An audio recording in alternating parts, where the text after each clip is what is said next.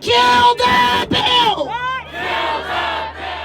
Over the Easter weekend, thousands of people took to the streets in towns and cities across the UK in protest of a new policing bill. In London, a peaceful protest soon turned violent. But how did this get to this?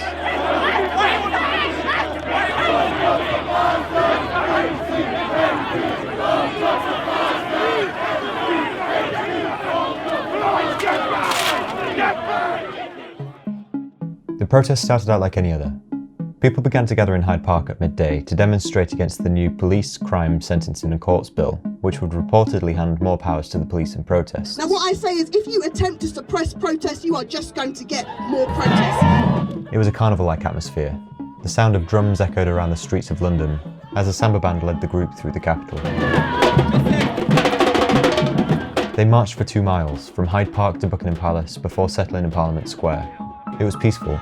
As police officers stood and watched from afar, protesters listened as speeches were made in front of Gandhi's statue outside the Houses of Parliament. We want to live in a society where it is safe to walk the streets, where you can speak out, you can demonstrate, and you don't have to seek the permission of the police or the Home Secretary to do so. So I do say, stand up for your right to protest. Stand up for your right to make your voice heard. But it was as the speeches concluded and crowds began to thin where tensions grew.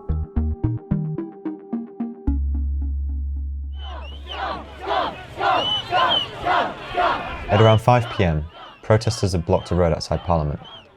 One demonstrator had reportedly laid underneath a passing lorry. As police attempted to remove him, he resisted. As a result, officers resorted to using pepper spray, which also hit others in the crowd. Aware of what your fucking colleague just did to that man? Do you feel happy with your job as a police officer? But as police tried to clear the road, tensions grew further, and soon a battle line was formed.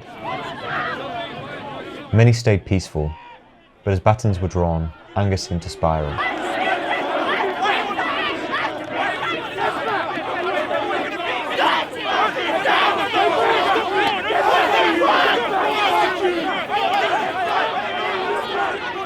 Protesters began throwing beer cans and picket signs at the police line.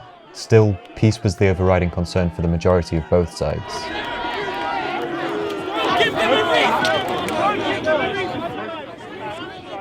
But each push by a police officer was another match thrown into the kindling of a fire that was already burning.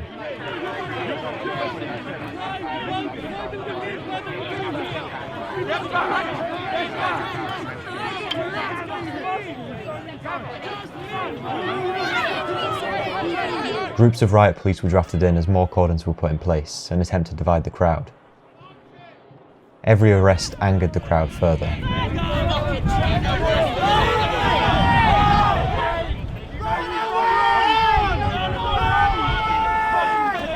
Knowing that police had control at Parliament, the group decided to march onto Trafalgar Square. But this wasn't part of the original plan.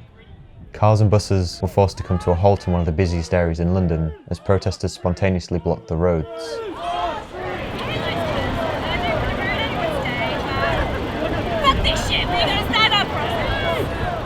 Well, we want the right to protest. I wouldn't have a right to vote without a right to protest being established by, the suffragettes. So this is fucking important. But the police were never too far behind. With a helicopter flying above and further riot police being drafted in, a new battleground was established. The group rallied around those in handcuffs and demanded their release. Let him go!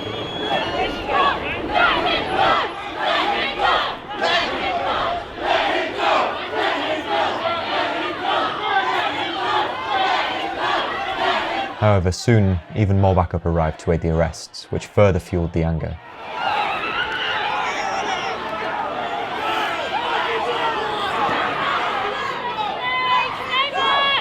Police demanded space, whilst protesters continued to call for the freedom of those they detained.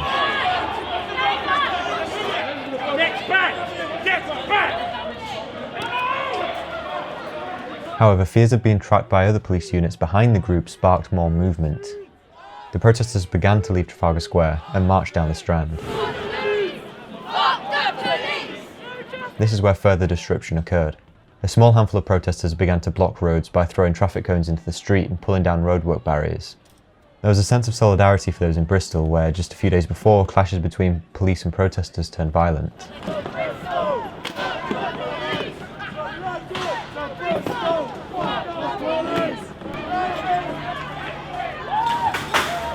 But before long, police saw an opportunity.